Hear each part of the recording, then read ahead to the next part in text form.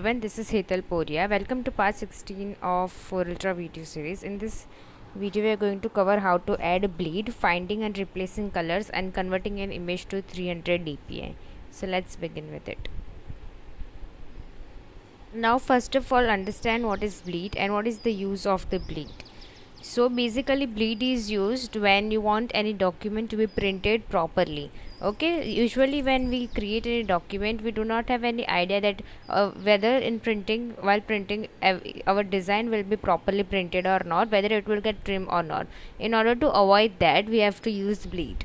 Okay, so bleed act as a margin of error. What does it act as a margin of error when the document is trimmed after it's been printed.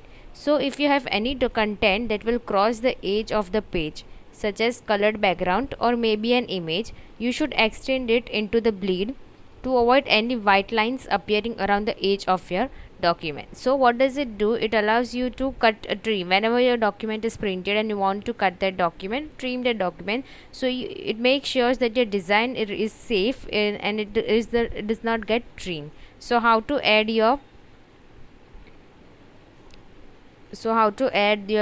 bleed? You can see here, go to plus, take a new document. Okay, now over here you can see how to add your bleed. Go to layout and then click on document option. So this is our original document. Now what if I want to add bleed to the page? So go to page size and click on this show bleed area. You can also increase and decrease your bleed area as per you want. For suppose, say if my bleed area is 3, okay, I want this bleed area. Okay, so what I will do, I will click on this bleed area and I will, okay, now with this bleed area you can also add your safe zone. Now what does it safe zone means? Just like bleed area will tell you that you should not cross this area. Until safe zone, you are safe to use your you are safe to extend your designs and text in that safe until that safe zone. Okay, the line of the safe zone till that. So for that purpose you have to click on. So what does safe zone give? It will give to the end of the, it will give you a guideline, so you should not exceed your text or design above outside that guideline. So it will give you the proper print of your document. Okay, so for we'll do again. So let's click go on object and document option. We should go to page size and show bleed, and for safe zone go to guidelines, preset, and click on user defined presets, and you can click on margins. Okay, so give margin of 0.25.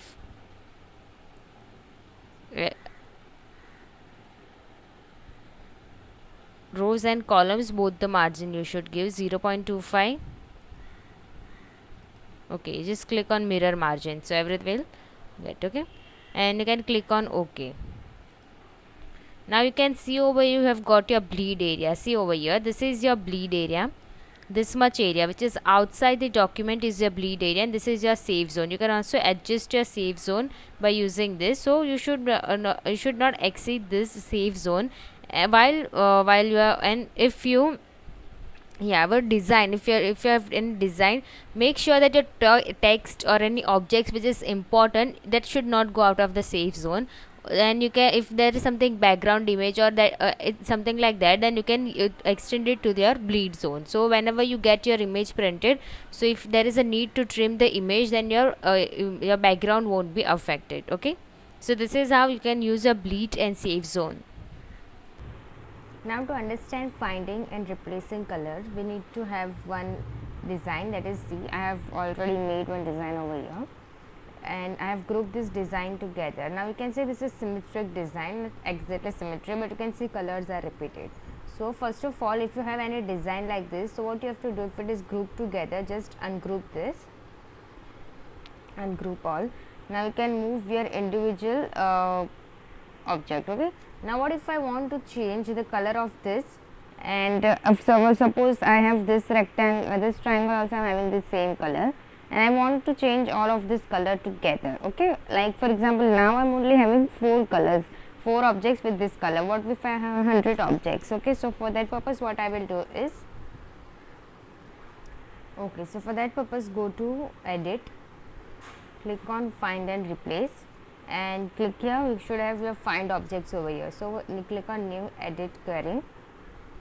Over here, go to your uniform color fill. Okay.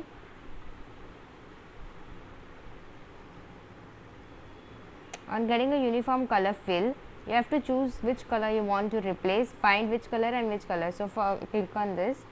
On clicking here, you will get your eyedropper tool. So for example, I want this color to replace. I will click on this color.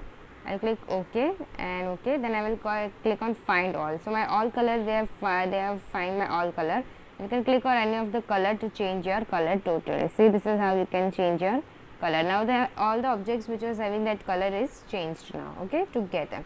So if you have many objects, like hundreds of objects is making one image, and you want to change color of that particular object, so in this way easily you can change the color with the find and replace policy. Okay, so to convert any image to 300 dpi, let's take one image. I've taken this one image. Okay, so go to bitmap, resample, and you can change the resolution of this to 300 dpi and just click on OK. Okay, so you can see the changes in this image while you will compare to image. Okay, so this is how you can change the resolution of the image. So this was all about it. Thank you.